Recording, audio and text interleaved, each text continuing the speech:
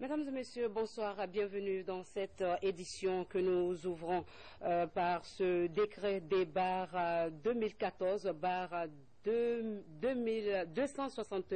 bar PRG bar SGG portant confirmation de la nomination par la Cour suprême des membres de l'Institution nationale indépendante des droits humains. Le président de la République décrète article 1er sont confirmés après nomination par ordonnance du premier président de la Cour suprême en qualité de membre de l'Institution nationale indépendante des droits humains, les personnalités dont les prénoms et noms suivent. 1. Hassan Abba au titre de l'Ordre des avocats de Guinée. 2. Abdoulaye Baldé au titre du ministère des Affaires étrangères. 3. Awa Beavogui au titre du ministère de la Santé et de l'Hygiène publique.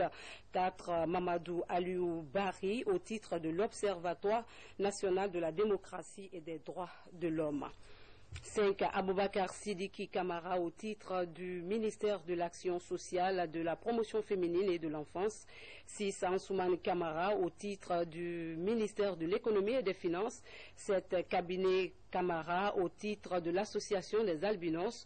8. Dr Ali Sissé au titre du secrétariat général des affaires religieuses. 9. Jean-Baptiste Mabé Tolno au titre du secrétariat général des affaires religieuses. 10. Dr Ali Diaby au titre des universités et des institutions de recherche scientifique. 11. Ibrahima Diaby au titre du ministère de la communication. 12. Boubacar Yassine Diallo au titre de l'Union des radiodiffusions et télévisions libres de Guinée. 13. Awa Diallo au titre du ministère de l'Environnement, des eaux et forêts. 14. Awa Diallo au titre de l'Association des magistrats. 15. Alpha Boubacar Diop au titre du réseau guinéen des organisations de personnes handicapées pour la promotion de la Convention sur les droits des personnes handicapées. 16. Omar Guissé au titre de la Confédération nationale des travailleurs de Guinée, CNTG, OUSA. 17. Colonel Moriba Abel Abba au titre du ministère de la Défense. 18. Maître Amadou Tidiane Kaba au titre de l'Ordre des avocats de Guinée. 19. Mamadi Kaba au titre de la rencontre africaine pour la défense des droits de l'homme en section guinéenne. 20. Maria Massira Keita au titre du Conseil national des organisations de la société civile. 21. Awada Rokoroma au titre du ministère de la Justice. 22. Dr Lagfiri Soroya au titre de l'association de soutien aux réfugiés, aux personnes déplacées et aux détenus, Maison centrale à Conakry. 23. Foromo Frédéric Loua au titre de l'Ordre des avocats de Guinée. 24. Lassine Magasuba au titre du ministère des droits de l'homme. 25. Moriba Magasuba au titre du ministère de l'administration du territoire et de la décentralisation. 26. Fasseli Demara au titre du ministère de l'enseignement préuniversitaire et de l'alphabétisation. 27. Gaumont Fatoumata Morgan au titre du réseau des femmes du fleuve Mano pour la paix. 28. Ansoumane Sako au titre de l'Assemblée nationale. 29. Lassana Sidibé Sangaré au titre du patronat de Guinée. 30. Laïsidibé au titre du ministère de la Culture et du Patrimoine historique. 31. Tcherno Mandjousso au titre de l'Organisation guinéenne des droits de l'homme et du citoyen. 32. Mamadou Silla au titre du ministère de la Sécurité et de la Protection civile. 33. Mohamed Traoré au titre du ministère de la Fonction publique. Article 2. Le présent décret qui abroge toute disposition sera enregistré et publié au journal officiel de la République. Conakry le 30 décembre 2014. Signé professeur Alpha Condé. Et puis ce message adressé au président de la République, professeur Alpha Condé. J'ai appris la disparition de votre sœur aînée, Madame Adja Nsira Condé, le 22 décembre 2014. Je tiens à vous exprimer mes plus sincères condoléances et ma solidarité dans ce deuil. Mes pensées vont également à la famille de la défunte. Je vous prie d'agréer, Monsieur le Président, l'assurance de ma très haute considération. Signé François Hollande, président de la République de France. En région forestière, l'épidémie Ebola est sur le point d'être maîtrisée dans la plupart des préfectures. Pour coordonner la riposte et éteindre de nouveaux foyers, des centres de traitement ont été construits et sont fonctionnels. En tournée dans la région, le ministre de la Santé invite l'ensemble des acteurs à redoubler d'ardeur pour enrayer la circulation du virus. Sur rue de Kira, nous signe ce reportage. En région forestière, l'épidémie de la fièvre hémorragique à virus Ebola est en passe d'être maîtrisée. Cependant, quelques cas sporadiques restent à l'origine de la persistance du virus dans la région. Parmi les foyers de persistance, il faut citer Tio dans Lola, Koropara dans Zerekore et Finaria dans Keriwane. Pour rapprocher les soins des populations, ce centre de traitement de Zerekore est fonctionnel depuis le 2 décembre. L'une de ses particularités est l'aménagement en son sein d'un espace de communication sécurisé entre les patients et leurs visiteurs. Après, pour la communication avec les patients, vous voyez que le centre est relativement ouvert et il y a des espaces, soit si le patient peut se sortir un peu, il y a des espaces couverts, des zones d'ombre où il peut discuter avec ses parents, soit si le patient ne peut pas se lever, il y a des téléphones qui sont en place à l'intérieur qui permettent aux patients de communiquer avec sa famille, comme ça ils peuvent échanger à ce moment-là. Les préfectures de Youmou et Beila ne notifient aucun cas d'Ebola à ce jour. Néanmoins, l'alerte est de mise. Les comités villageois de veille et les missions d'investigation des partenaires permettent de renforcer le dispositif de riposte. Les malades de la préfecture de Beila seront désormais traités dans ce centre de traitement dont le niveau d'exécution des travaux de construction est estimé à 90%. Et notre objectif, c'est d'avoir 100% de malades traités ici, 100% de malades traités ici gratuitement. Au cours de sa mission d'évaluation des activités de riposte dans ces différentes préfectures, le ministre de la Santé a invité à une franche collaboration entre les coordinations préfectorales et les services préfectoraux de santé. Sur le terrain, tous les efforts de lutte sont soutenus par les différentes confessions religieuses à l'image de ce réseau de prières pour la paix et le salut des nations. Et puis, la date de la rentrée scolaire 2014-2015 n'est pas encore fixée, mais les autorités en charge de l'éducation mettent les bouchées doubles pour renforcer les mesures de prévention dans l'ensemble des établissements du territoire national. Ce matin, la direction communale de l'éducation de Matoto a distribué plus de 2000 thermoflash aux établissements scolaires. Mama Aïssata Kamara, reportage. Le gouvernement distribue des thermoflash dans les établissements. La mesure vise à prévenir la fièvre hémorragique à virus Ebola en milieu scolaire. À Matoto, plus de 2000 thermoflash sont prévus pour la commune. 6 appareils sont offerts par le chef de l'État. Cette opération, il y a 524 établissements concernés, donc 443 écoles privées, 11 collèges publics, 9 lycées publics, 44 écoles primaires publiques et 17 éducations scolaires. Nous souhaitons que les bénéficiaires s'en servent convenablement ce matériel pour pouvoir suivre normalement les cours dans les écoles. Au-delà de cette distribution, d'autres mesures de prévention sont annoncées. Après la distribution, nous serons obligés de passer dans les écoles pour voir comment ça se passe. C'est une première fois que ça se passe dans notre pays, donc avec le temps, on va s'adapter. C'est le lavage à main, l'utilisation du savon et des thermoflash. Avec la distribution de ce matériel de contrôle de température, les encadreurs peuvent se projeter dans l'ouverture prochaine et sécuriser des écoles après 3 mois de retard. Le Japon, à travers l'UNICEF, a offert ce mardi 10 ambulances à la coordination nationale de lutte contre l'épidémie Ebola. Dans le même essor, le groupe Gentina a aussi mis à la disposition des acteurs de la riposte un important lot de matériel de protection. Et ces dons viennent ainsi renforcer le travail sur le terrain dans le cadre de la maîtrise de la maladie. Mamadi Ternan, Kamisogo.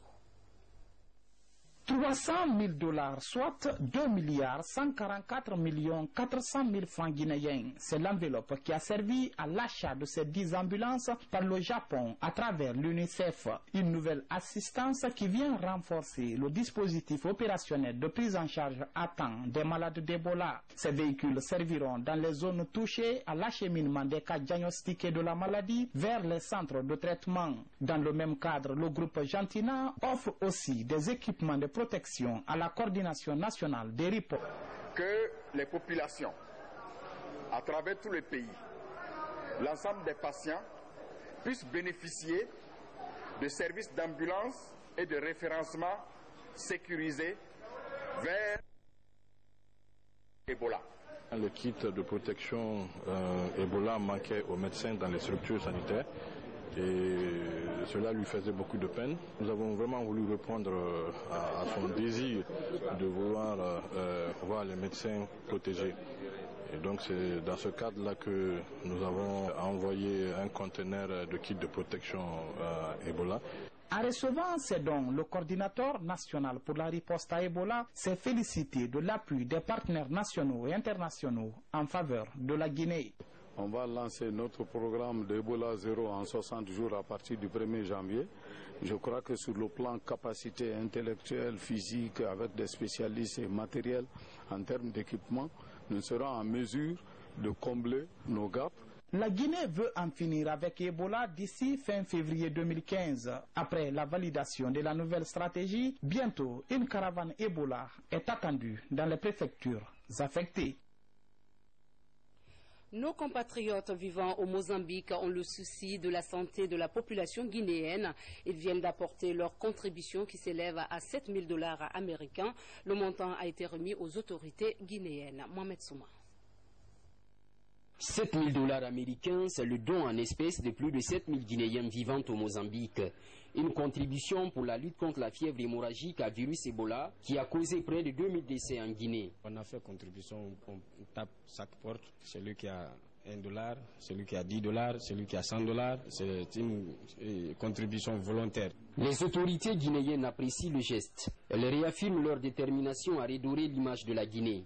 Ils ont donné un bon exemple par rapport aux autres pays aussi qui feront aussi leur contribution pour la lutte contre Ebola. Le verdict contre Ebola est sans appel. La Guinée vaincra Ebola. Et pour cela, le premier magistrat de la République, chef de l'État, le professeur Alpha Condé, est à pied d'œuvre. Ce geste volontaire témoigne de l'attachement des Guinéens du Mozambique à la patrie. Une action symbolique qui devrait interpeller d'autres fils de Guinée vivant sous d'autres cieux. La grossesse précoce, synonyme de rapport sexuel non protégé, sans omettre que c'est le moyen le plus efficace de transmission du VIH-Sida. À Kindia, l'association des jeunes et amis dévoués pour l'organisation sociale informe et sensibilise les jeunes dans les ateliers de couture et autres lieux publics sur l'utilisation correcte des préservatifs.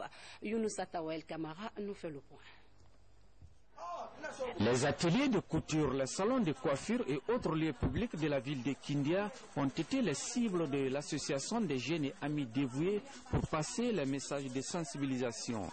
Il s'agit d'expliquer aux jeunes et adolescents comment utiliser correctement le préservatif masculin et féminin en vue d'éviter les infections sexuellement transmissibles, y compris le VIH-Sida et les grossesses non désirées. Pendant tout le mois, les jeunes vont organiser des séances de sensibilisation dans les ateliers de couture, dans les salons de coiffure, dans les garages, avec les mototaxis. Partout où on peut rencontrer un jeune, ils doivent avoir l'information sur la protection contre les IST et le VIH-Sida, mais aussi les grossesses non désirées. Donc si les jeunes sont préservés, ils acceptent d'utiliser ces préservatifs, je crois qu'ils seront protégés. Contre non seulement les maladies, mais contre aussi un phénomène qui ne voulait pas, qu'on appelle la grossesse. Ces causeries éducatives dans les ateliers de couture semblent être bien comprises. Nous avons déjà entendu parler des préservatifs. Pour les préservatifs féminins, c'est la première fois que nous en entendons parler. Nous sommes très contents de ces conseils. Que Dieu fasse que tout le monde suive ces conseils. Surtout nous les femmes qui donnons la vie.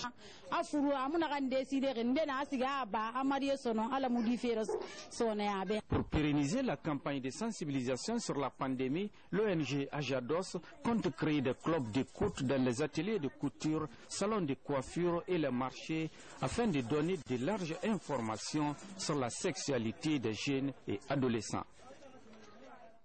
Un détour à l'intérieur du pays, l'une des 2 radios émettant dans la ville de Kouroussa a cessé d'émettre depuis ce matin. Un incendie s'est invité dans les locaux de la station Djoliba. Selon des témoins, un court-circuit serait à l'origine du drame. Le constat avec Abdul Karim Kamara. Environ 8h30 ce mardi quand le feu s'est déclaré dans cet immeuble à Kouroussa. Au rez-de-chaussée, l'immeuble abrite les locaux de la radio privée Djoliba FM qui y émet sur 95.6. Ce sont les voisins qui ont alerté les travailleurs de la radio qui étaient déjà dans les bureaux. Le court-circuit serait à l'origine de l'incendie selon le témoin. Il y a une dame ici, Tanti Sani. Elle est sortie directement dans sa cour. Elle est venue signaler qu'il y a fumée qui sort là-bas. Directement, moi, je suis venu en courant. Je suis venu taper les portes ici. Mais je n'ai pas trouvé quelqu'un là-bas, quoi. Je me suis retourné, je suis venu informer un ami ici, s'il connaît vraiment où la salle de la radio se trouve. Il est venu, il m'a montré, on a tapé la porte, ils sont sortis maintenant, on est allé voir en haut, on a vu la flamme. Les flammes ont tout décimé en haut avant de se propager vers la radio. Avec l'aide de la population, l'on a réussi à sauver des objets à l'étage ainsi que les installations de Djoliba FM, mais beaucoup sont endommagés.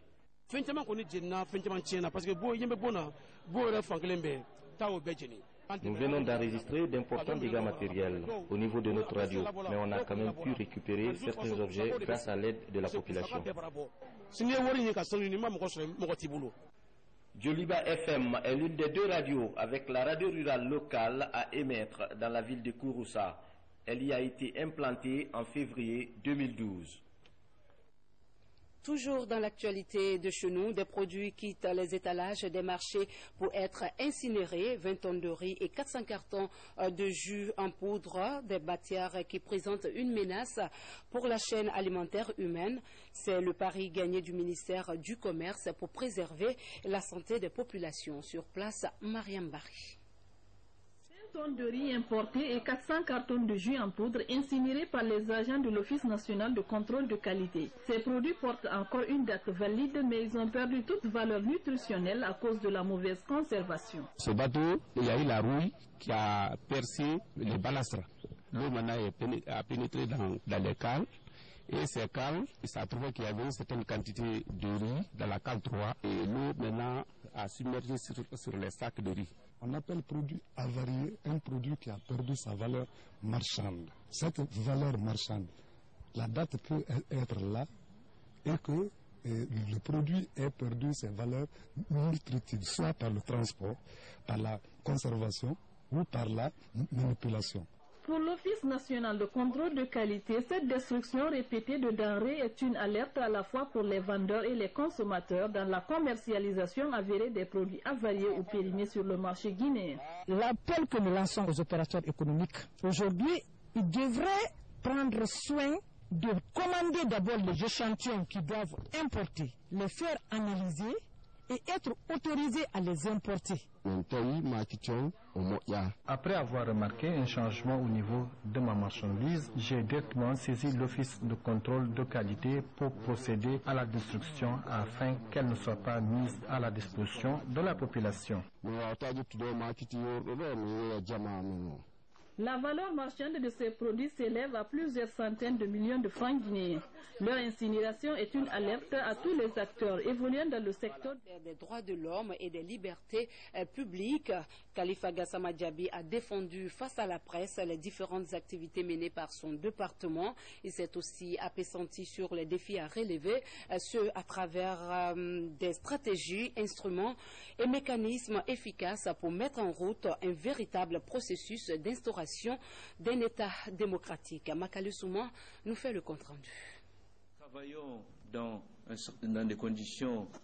C'est en ce début de semaine et surtout en cette fin d'année que s'est fait ce face-à-face entre le ministre des Droits de l'Homme et des Libertés publiques et les journalistes de tous les médias confondus, avec pour objectif de faire le bilan annuel du département. Un certain nombre de projets a été initié par le département des droits de l'homme dans la lutte contre toutes les formes d'impunité et surtout pour que le Guinéen intègre dans son comportement les principes des droits de l'homme. Il faut enseigner les droits de l'homme dans les écoles. Il faut aussi l'enseigner dans l'ensemble de la société, notamment à travers des projets de sensibilisation radiophonique ou médiatique dans les langues locales. Il faut que nous intégrions dans nos cultures, dans nos comportements individuels, dans nos comportements institutionnels, la culture des droits de l'homme, la culture démocratique, c'est-à-dire le respect de la loi, mais aussi le respect d'un certain nombre de principes moraux vis-à-vis de nos semblables, de nos proches, en respectant les droits et les libertés de tout un chacun. Au département des droits de l'homme et des libertés publiques, 2014 aura été une année bien chargée malgré les moyens limités. Entre autres, le monitoring des prisons, la sensibilisation des militants sur la non-violence pendant les manifestations, le renforcement des capacités des journalistes sur les notions de droits de l'homme, mais aussi la participation de la Guinée à la 25e session des Nations Unies à Genève et surtout son passage devant le comité contre la torture. 2014 s'achève en beauté. Maman Aïssata Diallo, sacrée Miss Guinée 2015. À 21 ans, elle répondait aux critères de choix du comité Miss Guinée, beauté physique, beauté intellectuelle. Cette 7e édition a regroupé 23 candidates, toutes belles les unes que les autres. Maman Aïssata Diallo a reçu de nombreux cadeaux de la part des sponsors. Nos Miss Makale Souma et Marie-Angélique Bangoura étaient de la partie.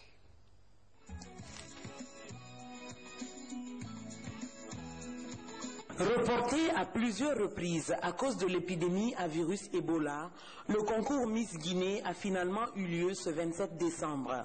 7e édition et 23 candidates en lice pour une seule couronne. 135, Diallo, Maman Aïssata.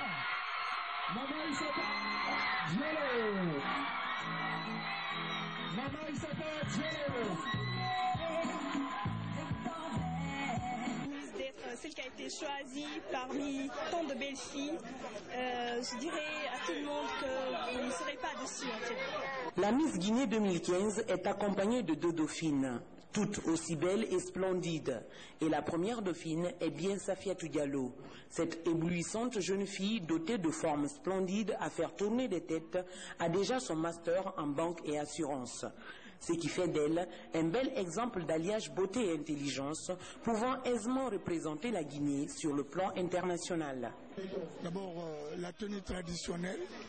Nous avons suivi également les filles dans leur défilé avec leur tenue légère et ensuite leur expression. Parce qu'il n'est pas dit que toute personne, toute fille, je veux dire, peut représenter la Guinée ailleurs. Placée sous le thème Miss Guinée au service du tourisme, l'hôtellerie et l'artisanat, la Miss 2015 devra s'investir dans le domaine touristique et artisanal de la Guinée. Je fais un constat au fait par rapport à d'autres pays. Ici, sur le plan touristique, je pense que la Guinée ne démarre pas du tout. J'ai beaucoup voyagé et j'ai constaté que ce secteur-là est un secteur qui engrange beaucoup de moyens. Donc je me suis dit qu'il fallait exploiter aussi ce volet-là et puis voir ce que ça va donner. Et je pense que pour une première, apparemment c'est une réussite. Avec un total de 335,15 points, Mama Aïssata Diallo, couronnée Miss, a été gratifiée de plusieurs cadeaux. Elle succède ainsi à Alimatou Diallo, qui occupait jusque-là le haut du podium de la beauté guinéenne.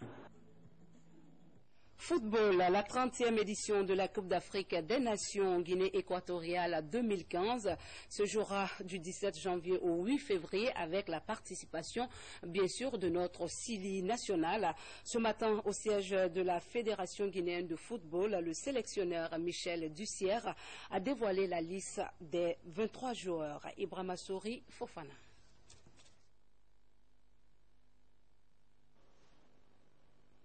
Jamais dans l'histoire des phases finales de la Coupe d'Afrique des Nations de football, la publication de la liste des joueurs du Sili national n'a suscité autant d'engouement et de mobilisation de la part de la presse sportive. Très tôt ce matin, la Cour de la Fédération guinéenne de football a refoulé du monde pour la liste des 23 joueurs guinéens.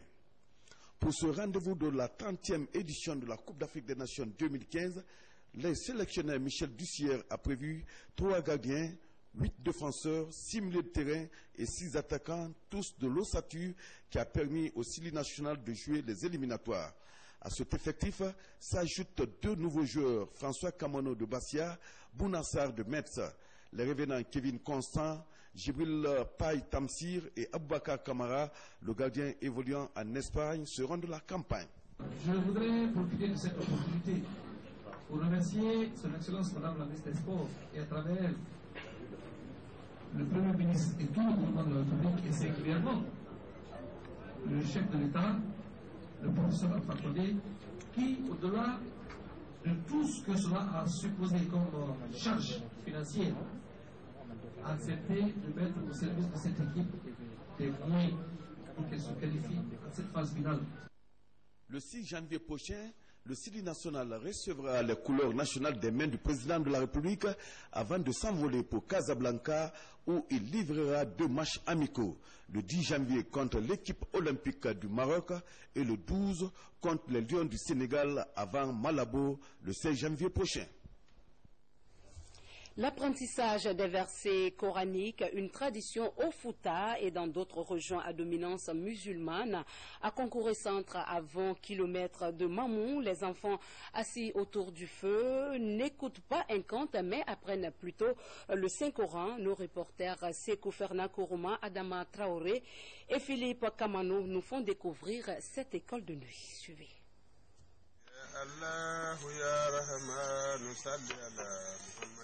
Cette flamme qui luit dans le lointain de la nuit réunit une dizaine de gamins. Ils sont comme tous les autres enfants du pays, âgés de 5 à 14 ans. À la différence qu'à pareille heure, les enfants d'une cité urbaine seraient devant un téléviseur ou joueraient avec un téléphone dernier cri. Eux, enfants de Concouré-Centre, se rencontrent chaque soir autour de ce feu. Ils le maintiennent en l'alimentant au branchage. C'est à la lueur de cette flamme qu'ils apprennent les versets coraniques.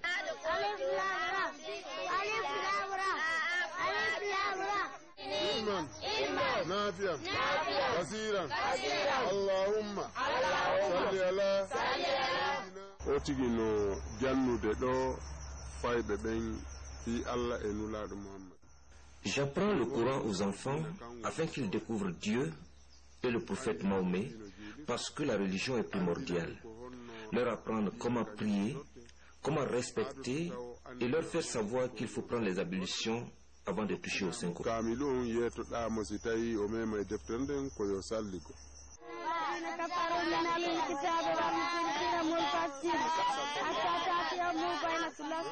L'apprentissage des versets coraniques rentre dans les mœurs du Fouta. Il se fait généralement avec l'appui des maîtres coraniques et cela forge l'esprit des enfants. Si on n'étudie pas le Coran, on ne découvrira pas les principes de l'islam. Élèves pour la plupart, ces gamins aident leurs parents dans les travaux quotidiens. Ils aspirent à un avenir radieux et au bien-être de leurs parents. Je vais fonder ma famille, donc je dois y aller en ville aussi, voir qu'est-ce que je dois faire encore pour avoir quelque chose à mon opportunité, pour faire mes parents, pour faire nourrir mes parents. Pendant combien de temps ce feu illuminera encore ses enfants? Pour longtemps, tant que nos valeurs culturelles feront de nous ce que nous sommes. Juste après ce journal, vous suivrez le condensé des visites effectuées à l'étranger par le chef de l'État, professeur Alpha Condé, au compte de l'année 2014. Voilà, c'est tout pour ce soir. Merci à vous de nous avoir suivis et excellent suite de programme à notre compagnie. Bonsoir.